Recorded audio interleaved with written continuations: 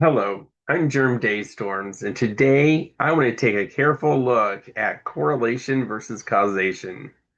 One of the most common misunderstandings in science, medicine, and even health reporting is the difference between correlation and causation. See, these terms are often used interchangeably, but they mean very different things, and confusing them can lead to overstated claims, poor decisions, and even unnecessary loss of public trust. Today, I want to explain that difference clearly and concisely so you can see me.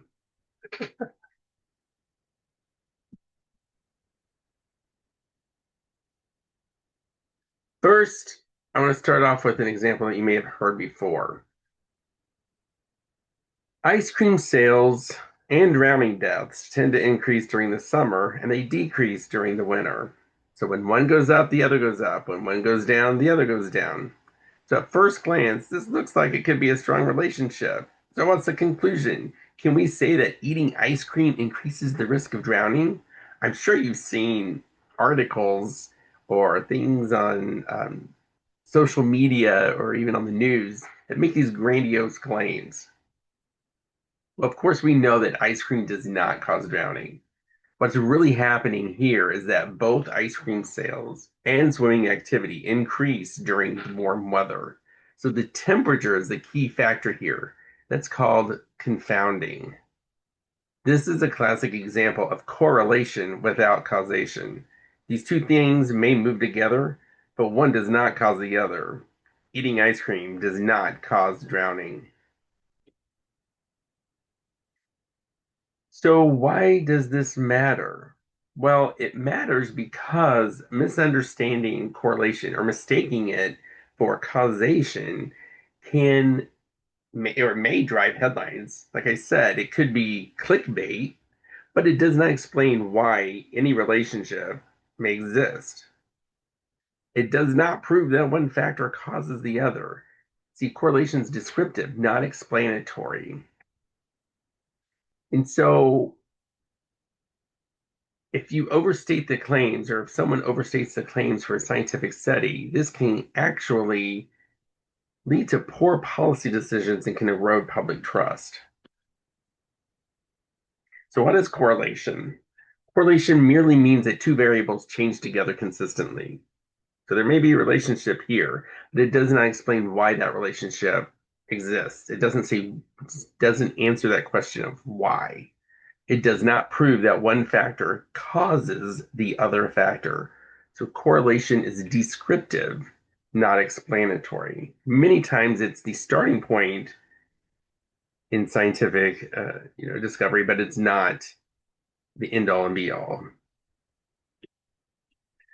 Causation is different. Causation means that one factor produces an effect, or it affects that other factor.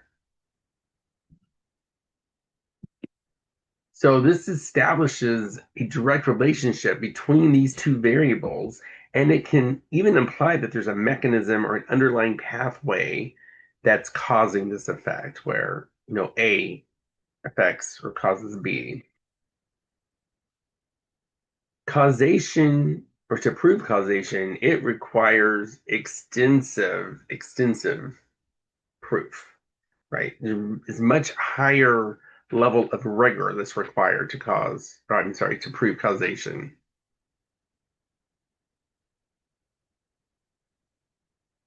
Now, especially with large studies, there are many medical and public health studies that are called observational. Observational studies are great at looking for useful patterns and coming up with correlations. They can even help generate important research questions, but on their own, observational studies cannot prove direct causation. One major reason is confounding. These are the presence of other factors that influence the outcome. In the example that I used earlier on, that was the temperature, the outside temperature, and how it affects swimming patterns and it affects ice cream sales. But that doesn't prove that ice cream sales drives, swimming activity. Now, this limitation does not make observational studies bad. Please don't get me wrong. It just simply defines what observations can and cannot tell us to help us, in making conclusions or drawing conclusions. So, what are some of the factors that matter when moving towards causation? Like, how can we prove causation? There are several things that can help strengthen this causal inference. First, timing matters. In order for something to cause an effect, the cause must precede the effect. So, first have to have the cause to have the effect. Next, consistency matters. Are there multiple studies that show similar results? Or is it just one single study out there that comes up with one conclusion? Next, plausibility matters. I had an old professor that used to say, give it the old sniff test. So what does that mean? It means, is there a reasonable, biological, psychological, or mechanistic explanation? Does it make sense? Is it logical? Finally, the study design can matter. So stronger designs can reduce bias and reduce confounding. There are studies that are just stronger than other studies.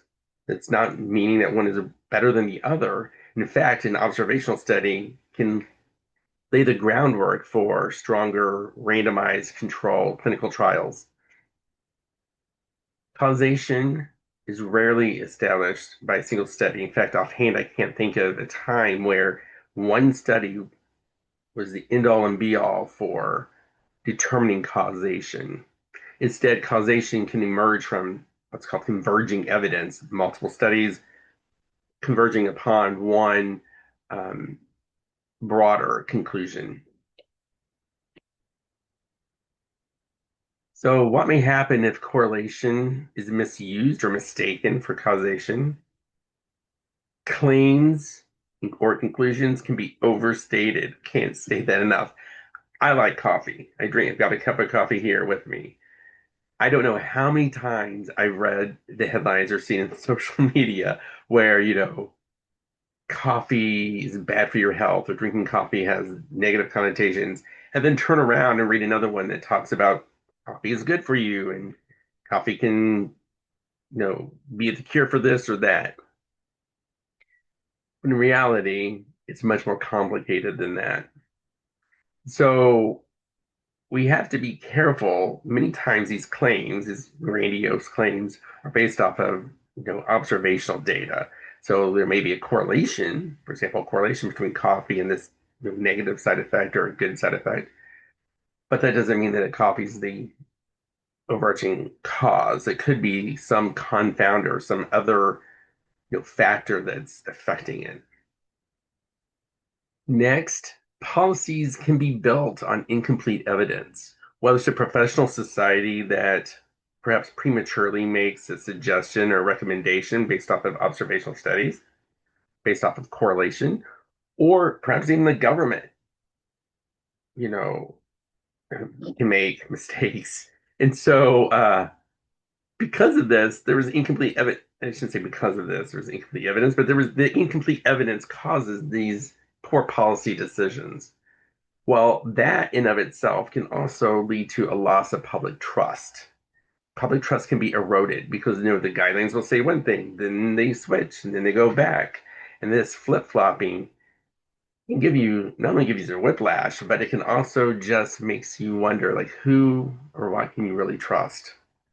So scientists may be known for being pragmatic or cynics or skeptics, but this scientific caution is not a weakness, it's a responsibility. So when I would teach research methodology, many times I would have my students answer certain questions. And so when you encounter a scientific or medical claim, you can think of a few questions that can help you determine whether or not it makes sense, whether or not this is something you can trust and the conclusions are valid. First, was the study observational or interventional? Excuse me.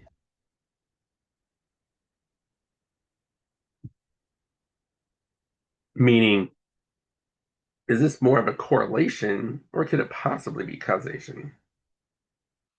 Next, are there alternative explanations?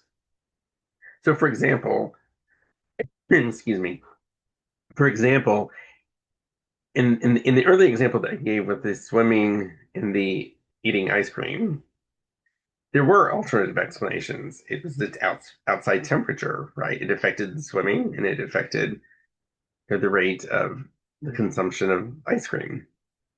But that does not mean that, eating ice cream can increase the risk of drowning. And then finally, is this conclusion based on a single study, or have there been multiple studies that have led to the conclusion at hand? So you don't need to be a scientist or have specialized training to ask these questions. You just have to have this willingness to slow down and to think critically. So correlation is an important signal. It tells us, where we could look. It helps us generate hypotheses and see potential relationships, but it does not tell you the cause. It does not establish cause. That would be causation.